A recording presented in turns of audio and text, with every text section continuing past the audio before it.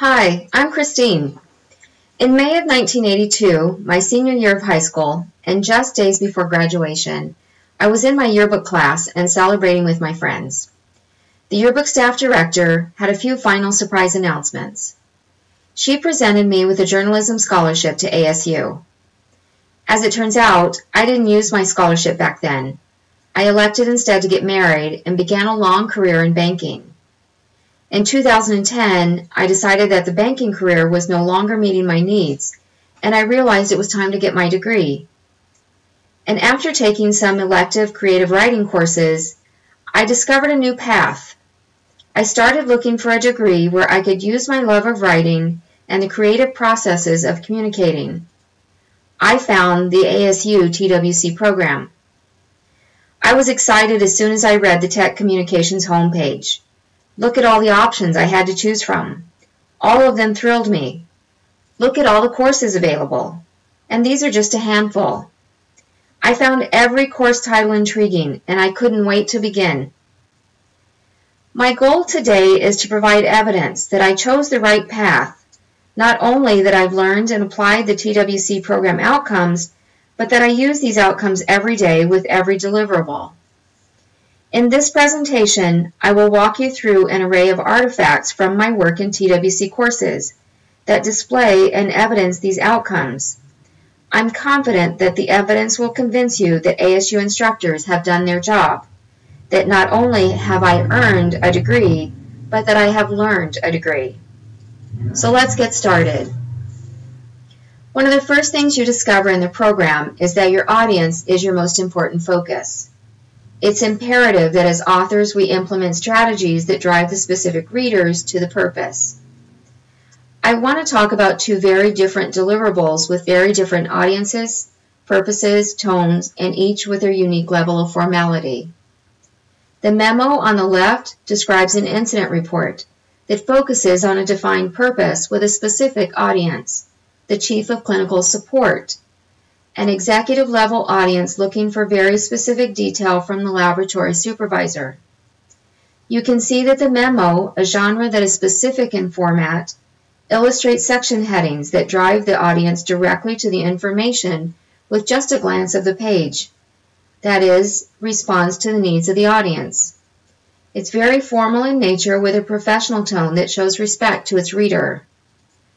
The postcard on the right was a deliverable from my Principles of Visual Communication course. There are a number of elements within the postcard that specifically call out unique conventions that help the piece respond to its audience. Using the convention of CRAP, visual design elements, along with color and balance conventions, this postcard captures the reader's eye visually and creates information hierarchy through the use of contrasting fonts and different typeface sizes. And the alignment of the text along the right and left borders helps to pull the reader's eye from the top to the bottom of the postcard, which is evidence that I understand the context for which language, information, and knowledge are produced and disseminated. Means I understand how to structure information to a defined purpose. The visual communication project called for 3 different media pieces for one charitable event. Each one has a different audience from each of the other deliverables. Here, I've displayed a flyer for the event that was introduced by the postcard on the previous slide. The flyer has a very different audience than the postcard. It targets nutrition students, healthcare and clinic workers, breastfeeding counselors, and lactation consultants. This shows I can respond to different rhetorical situations. I knew the flyers would be distributed by hand on college campuses and healthcare clinics and hospitals, as well as placed on bulletin boards, so I focused the content on an eye-grabbing image. The artifact on the right shows the analysis with my initially planned images for the flyer, but working with Adobe Illustrator and using visual design principles, I discovered it really pays to have a flexible strategy for generating, editing, and revising. I was able to eliminate and reduce content during the revision process and successfully created a more focused flyer that captured the audience's attention. Before enrolling in this program and taking the visual communication course, I was never very strong communicating visually. Using these different conventions and design elements like color, repetition, alignment, and proximity, I've been able to really sharpen my skills and use them on the job.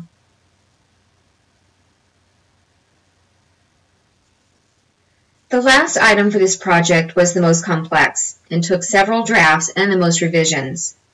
As you can see, the trifold brochure has some unique formatting, which helped me learn more about different genre conventions. And the target audience is threefold as well. It includes seminar participants, which the inside of the brochure had to address specifically and in a format that made relevant information easy to locate.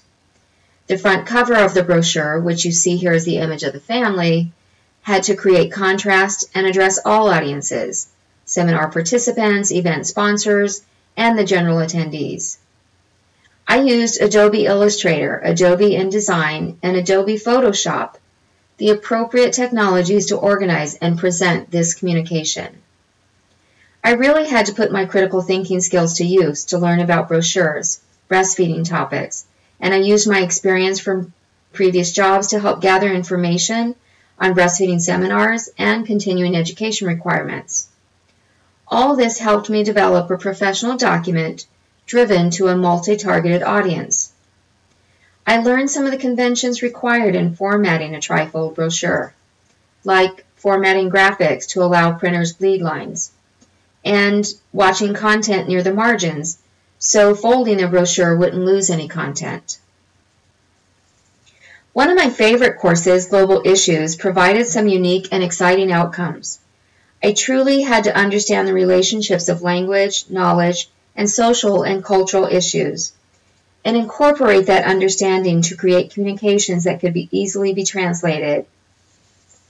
I had to do some insight to integrate my previously held beliefs with new ideas about aspects of culture, about the way communication may be unique and impacted by social and cultural aspects, and how different cultures view, adopt, and use different forms of technology.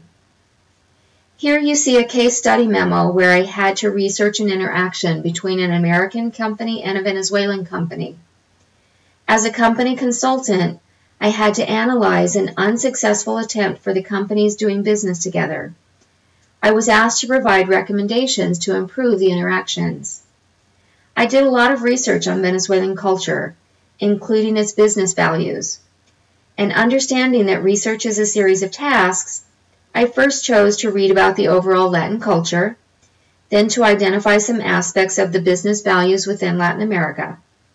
I also read the course-provided material and made notes about how cultures had different styles for approaching conflict. Lastly, I chose a genre that best fit a professional consulting scenario. In this case, a memo, since I had a specific audience to address.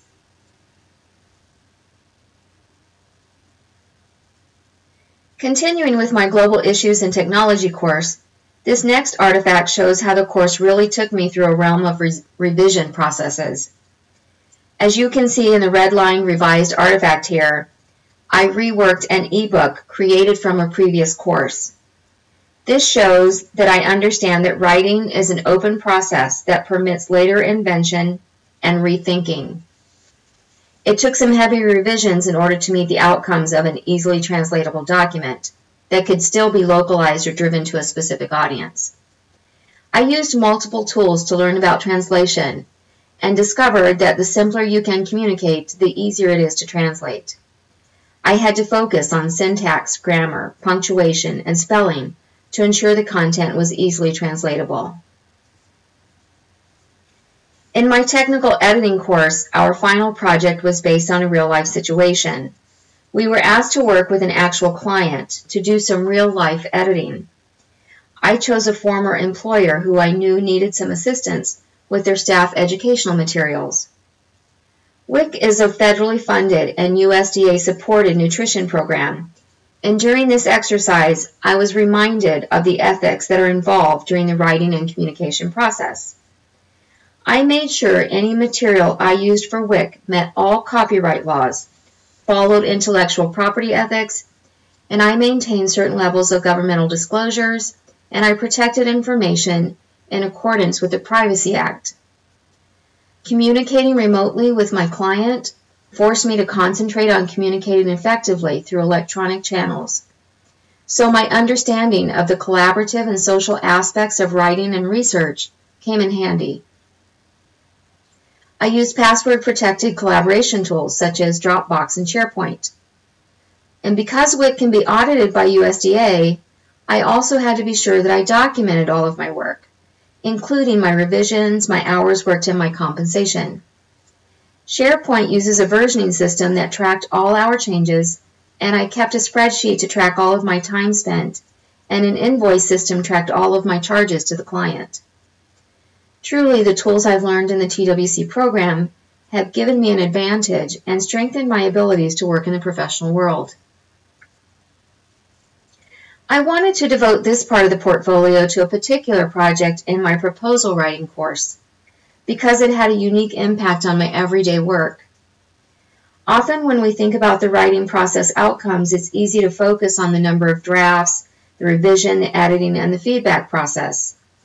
The proposal writing course helped me understand the writing process is truly a series of steps, even outside of revising and editing. On this slide, I have a collage of artifacts that evidence that writing truly is a process. Proposals are a complex genre, and they entail many pieces. For this class, we were able to focus on the pieces and to create a process that carried us through many steps. Where we planned the overall project, we developed a solutions map, wrote individual drafts for each element of the proposal, and then created a storyboard that brought all the pieces together. The top image displays my overall plan for the proposal content. There's an image of my solutions map, a budget narrative with a budget spreadsheet that had to be produced using a certain format. There's a Gantt chart that I created separately to outline the project timeline, and a proposed content analysis that helped me structure the content before writing the proposal. You've now seen a small portion of the many deliverables that the TWC program called for. There are a few outcomes that I'd like to address that are evidenced in every course. Every course prompts us to do an audience analysis, to identify a specific purpose of each deliverable, and understand how the audience responds. Each course prompts critique of each other's work and relies on a socialized critique system. A few courses teach specifics for editing and critiquing our own work, such as the technical editing course. In summary, I would have liked to have seen more courses that teach industry tools like Adobe FrameMaker, Madcap Software, API, or HTML. But the TWC program has given me many tools to use every day, and it's clear that I've chosen the right path. I'm confident that my artifacts and my presentation will assure you that I've learned a TWC degree. I've already put the TWC program to use in my role as a policy and procedures writer for a large financial firm. Thank you for your time and for joining me on my path through the TWC program.